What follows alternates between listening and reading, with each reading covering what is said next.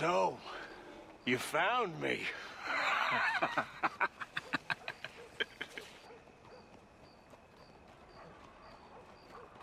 Hey, what are you doing?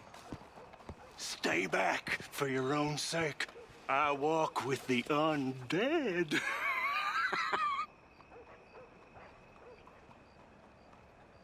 What, you're a vampire? I have been called many names over the centuries. Now go, or I'll feed on you too.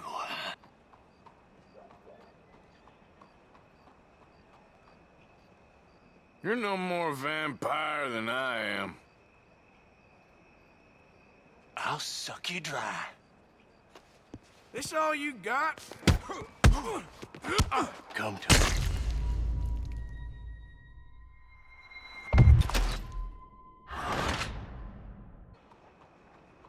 You're a goddamn idiot. I'll suck you dry.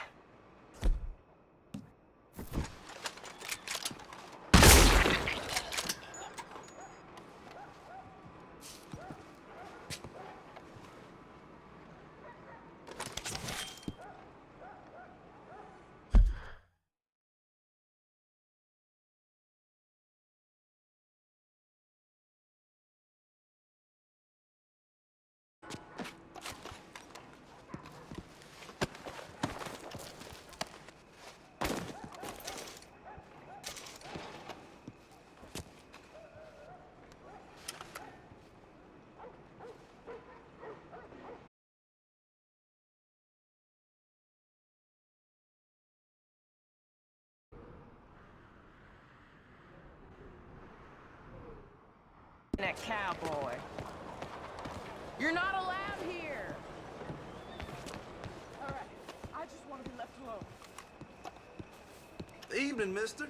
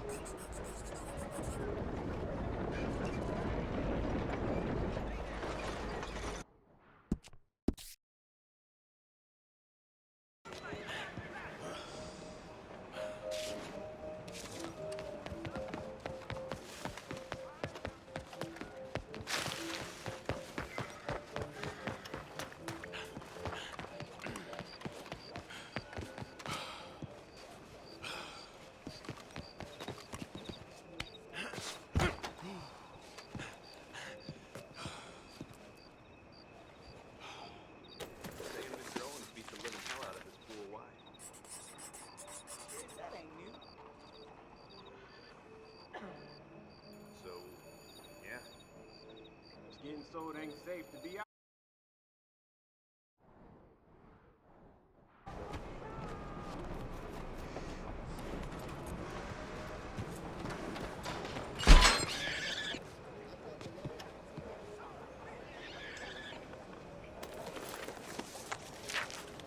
You roots to the something?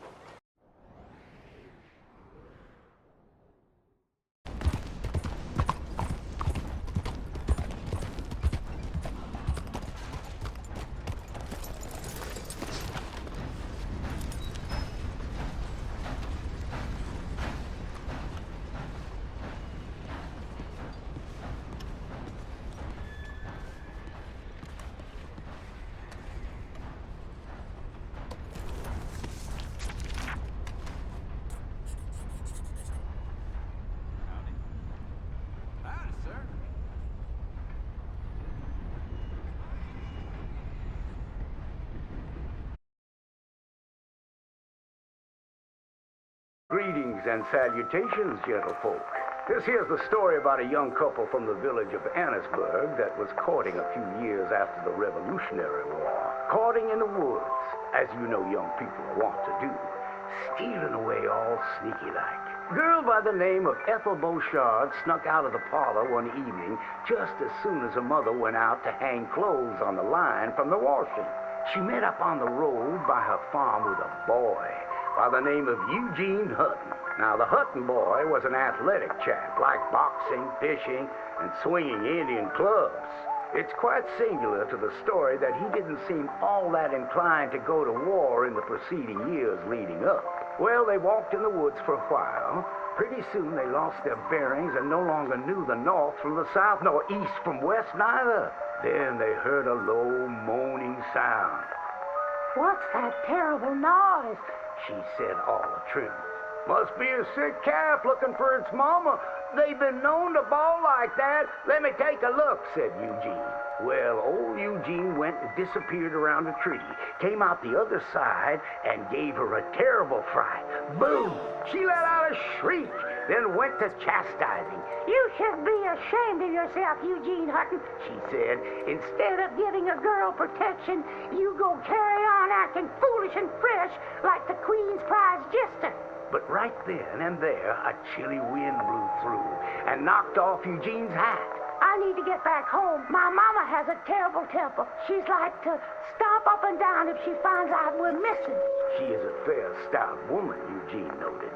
But just then, before this couple of miscreants could head home, they heard the sound of heavy wheels, groaning, and people marching. The cacophony grew closer and closer, and through the fog they could make out the shapes of ghost horses pulling spectral cannons, and dead soldiers marching as if their graves could no longer contain them, each wearing a vile red coat. You will pay for your moral transgressions, the dead soldier howled, and cut his head clean off. Miss Beauchard shrieked in horror as Eugene's head landed right in her hands, his eyes still darting about, attempting to discern what horror had transpired. Little Miss Ethel Beauchard ran as fast as she could, stumbling and getting caught on trees as she tore through the forests. Terrified for her life, the dead soldiers marching after, hungry for blood. When she returned home, she told the people of the village that an army of the dead had taken Eugene within the confines of the fog. British soldiers who died protecting tyranny were rising from their graves as if to continue the fight for the demonic English. The townspeople erupted in fright and dismay until one daughter came forth and accused her of witchcraft. She raised the dead to murder that boy for his pursuit of unwanted advances, he said. So she too must perish. And that very night, they put her to the stake and burned her dead. Now let that be a lesson to you young ones not to go courting in the woods, in case the English lurk there still.